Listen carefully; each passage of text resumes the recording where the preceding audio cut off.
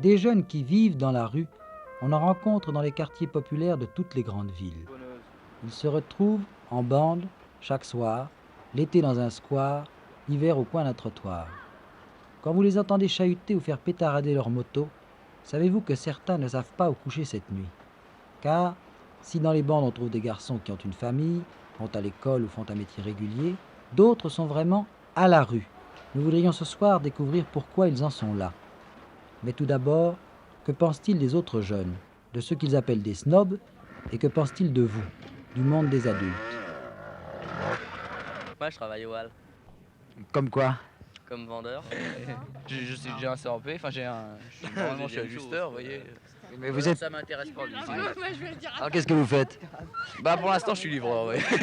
Vos parents, ils sont d'accord pour que vous veniez le soir dans... Il est d'accord, oui, les parents? Bon, bien sûr, je reviens de l'école, moi je reviens à 7h30 chez moi. Mais bah là, toi, tu es pas de la bande, t'es trop jeune. Bah non, moi je déconne. Ouais, faut poursuivre ses apparences. Alors, il est admis dans la bande, lui? Bah non, mais moi je les connais, c'est tout. Ils sont Eh tous bah, c'est ensemble. mes potes et puis c'est tout. C'est plus la mode des blousons noirs. Mais non, mais dis-moi si on pense. Ça ressemble tout de même à un Non mais blouson c'est noir. pour tenir chaud. C'est pour tenir chaud, Et les Lewis, alors? Oui, c'est parce que ça s'alimente. Ils sont chez moi. Commence à être râpé Quand on maintenant. va à l'école, on met pas les Lewis. Ça s'appelait le Lewis ou pas, au fait? Pas du tout. Si, les Lewis blancs. Oui, les... C'est snob, ça, non? Qu'est-ce que c'est un snob? Bah c'est simple, il a l'arrêt à peu près au milieu, il est coiffé, il est crêpé quoi.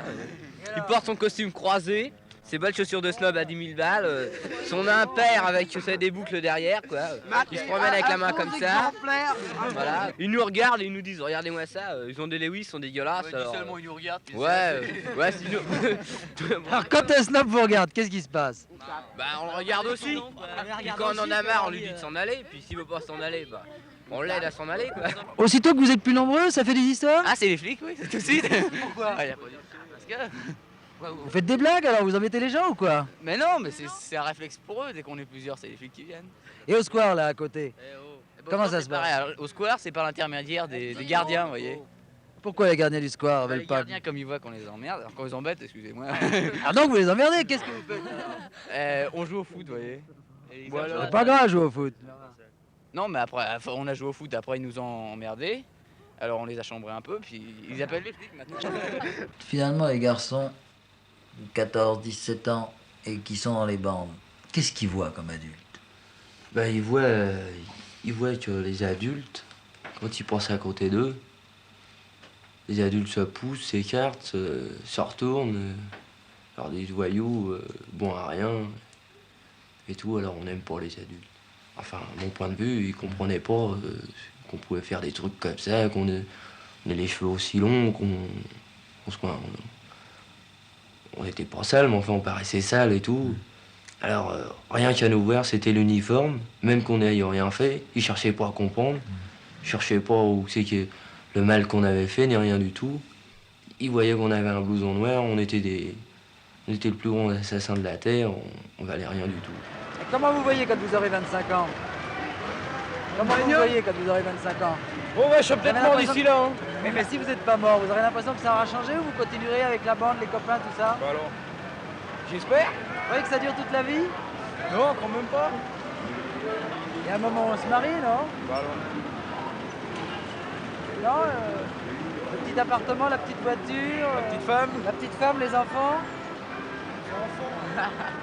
Tout ce qu'il a, la maternité. Hein. Et vous, comment vous voyez quand vous aurez 25 ans? Moi, je me sens milliardaire.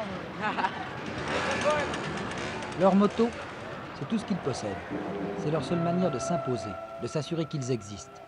Pour le reste, un horizon qui s'arrête aux autotamponneuses et aux machines à sous.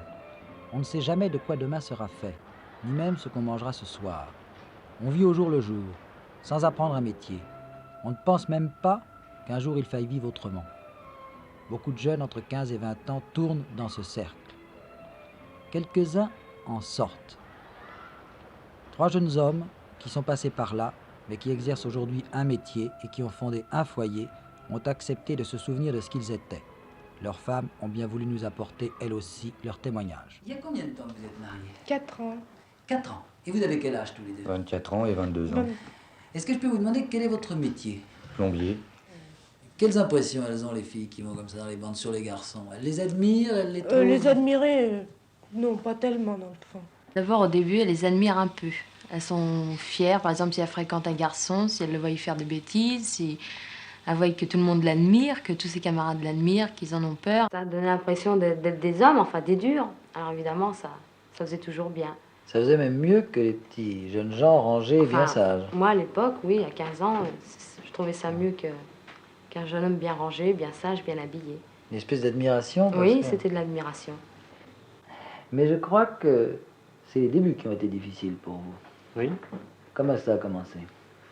Ben, il a fallu que je me réadapte à la vie civile, après avoir fait un séjour en maison de redressement de 6 ans. 6 ans maison de redressement, de quel âge à quel âge? De 12 ans à 18 ans. Beaucoup, par exemple, vous avez des gars que je connaissais très bien, comme moi, par exemple, mon père buvait. C'était quand je rentrais à la maison, par exemple, c'était ma mère m'attendait en bas de la porte pour me dire si je peux pas rentrer parce qu'il t'attend, ou il y en a d'autres, c'est parce qu'ils vivent tout seuls, indépendants, ou alors la mère qui est pas sérieuse, ou le père, ils sont complètement livrés à eux-mêmes, quoi. Alors évidemment, ils trouvent refuge parmi les copains, quoi. J'ai été élevé par ma grand-mère. Oui. Et puis en sortant de l'école, mon père m'a placé dans un centre d'apprentissage. Puis j'ai pas voulu rester, quoi. Pourquoi, ça vous plaisait pas? Non, je voulais pas être commandé, je voulais plus... Enfin, je voulais être libre un peu. J'avais aucune intention particulière du côté professionnel, pour la bonne raison que je voulais pas travailler. Je voulais gagner beaucoup d'argent. Oui. Et puis, je savais pas faire grand-chose, quoi. Oui. Puisque j'avais pas de métier. Oui. Alors un jour, je travaillais dans le camionnage, comme livreur. Le lendemain, j'ai été coursier en vélo. Et faisais jamais la même chose, jamais rien qui me plaisait. Quand on a de l'argent, mais si on ne travaille pas, c'est rare qu'on ait de l'argent quand même. Bon, ben ça, pour ça, on se débrouille. C'est-à-dire qu'on fait quelques petits larcins de temps en temps. Ou alors, en dernière limite, on va travailler une semaine. Et c'est tout de même à ce moment-là que commence la délinquance, que certains tournent complètement à la délinquance. Ah bah oui, c'est le départ. Au début, on fait ça par nécessité, puis après, on y prend goût.